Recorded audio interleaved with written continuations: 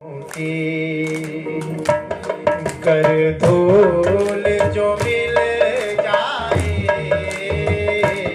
राधे तेरे चरणों की,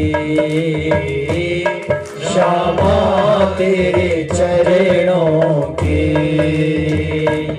गर धूल जो मिल जाए, सच कहता हूँ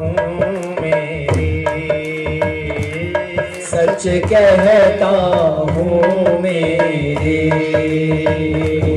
तकदीर बदल जाए, राधे तेरे चरणों की, श्यामा तेरे चरणों की। ये मन बड़ा चंचल है, कैसे तेरा भजन करूं। ये मन बड़ा चंचल है, कैसे तेरा भजन करूं। ये मन बड़ा चंचल है, कैसे तेरा भजन करूं। ये मन बड़ा चंचल है, कैसे तेरा भजन करूं। जितना इसे समझाऊं, जितना इसे समझाऊं, उतना ही मचल जाए, राधे तेरे चरणों की, श्यामा तेरे चरणों की। सुनते हैं तेरी रहमत, दिन रात बरसती है। सुनते हैं तेरी रहमत, दिन रात बरसती है। सुनते हैं तेरी रहमत, दिन रात बरसती है। सुनते हैं तेरी रहमत, दिन रात बरसती है। एक बूंद जो मिल जाए, एक बूंद जो मिल जाए, दिल की कली खिल जाए, राधे तेरे चरणों की, श्यामा तेरे चरणों की, कर धूल जो मिल जाए, सच कहता हूँ मेरी, सच कहता हूँ मेरी, तकदीर बदल जाए, राधे तेरे चरणों की, श्यामा तेरे चरणों की। बोले राधा रानी सरकार की जय। वहां पर संतों ने भगवान श्री कृष्ण का मजाक उड़ा दिया महाराज।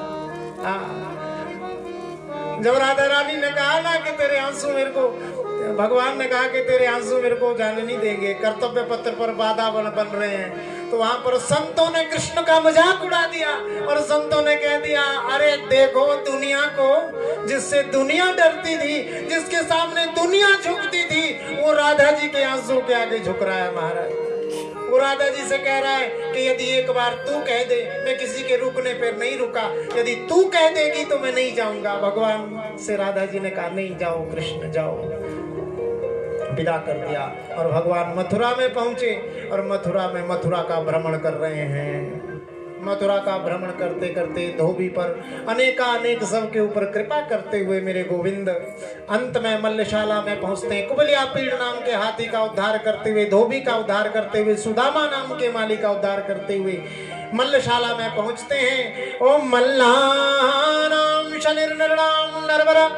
मल्लों ने जैसे ही भगवान को देखा तो अपने समान पहलवान नजर आए।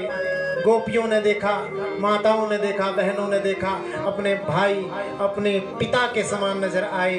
कामनी स्त्रियों ने देखा तो साक्षात कामदेव नजर आए। और बंधुओं, जब वृष्णिवंशियों ने देखा तो पुत्र तुल्य नजर आए। लेकिन जब कंस ने देखा तो साक्षात मृत्यु नजर आई। महाराज, साक्षात मृत्यु के दर्शन हुए। मुष्टिक चाणूर के साथ भगवान का युद्ध हुआ। भगवान ने एक एक दो मुखों में ही सबको पछाड़ दिया। अंत में भगवान ने छलांग लगाई ऊंचे आसन पर और कंस की छाती पर चढ़ गए और छाती को दबा दिया और उसके केशों को पकड़कर कहने लगे कि तैने भी ऐसे ही केश को पकड़ा था ना मेरी माँ के।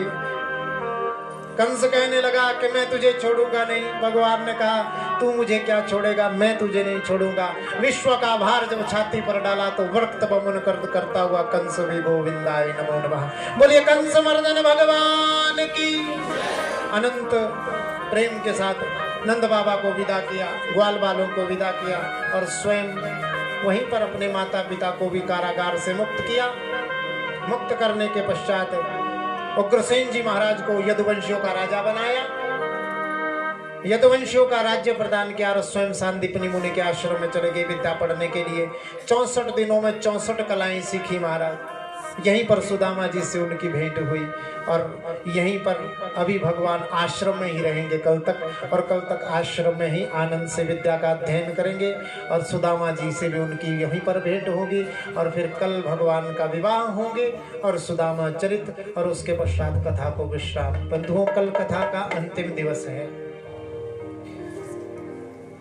यजमान परिवार के पुरोहित देवदत्त शर्मा जी, इनका बड़ा सहयोग इस यज्ञ में रहा है।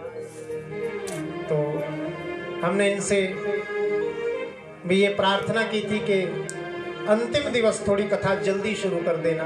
और मैंने इनसे ये भी कहा था कि उनसे ये भी कह देना कि अंतिम दिवस की कथा का समय सुबह 10 बजे से रखना, क्योंकि 10 से 12 बजे तक हम सारे कार्यों से निवृत्त हो जाएं, ऐसी हम आपसे प्रार्थना करते हैं। क्योंकि हमें कल ही शिव पुराण शुरू करना है सोलन में, धारों की धार।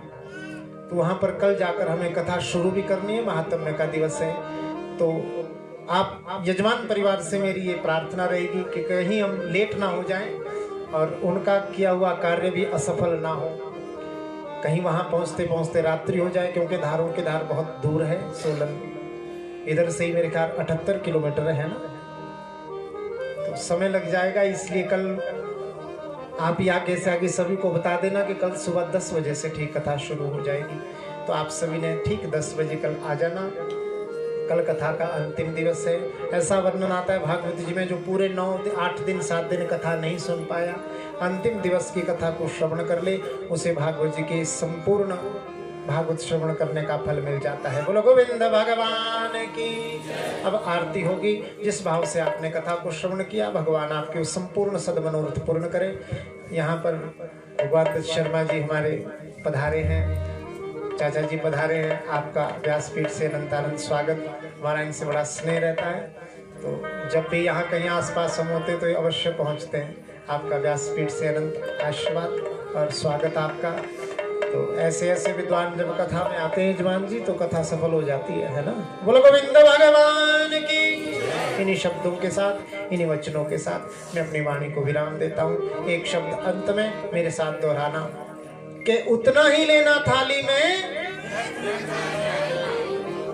जो व्यर्थ ना जाए नाली में, ये बोलना आपने। उतना ही लेना थाली में, उतना ही लेना थाली में, उतना ही लेना जितना खा सको। बच जाए तो उसको घर को ले जाना, भगवान का प्रसाद होता है, इस प्रसाद का अपमान नहीं करना। हमारा भारतवर्ष है ना, यहाँ एक दिन में हमारे भारतवर्ष में अन्न को ब्रह्म माना जाता है। भगवान ब्रह्म की तरह पूजते हैं अन्न को।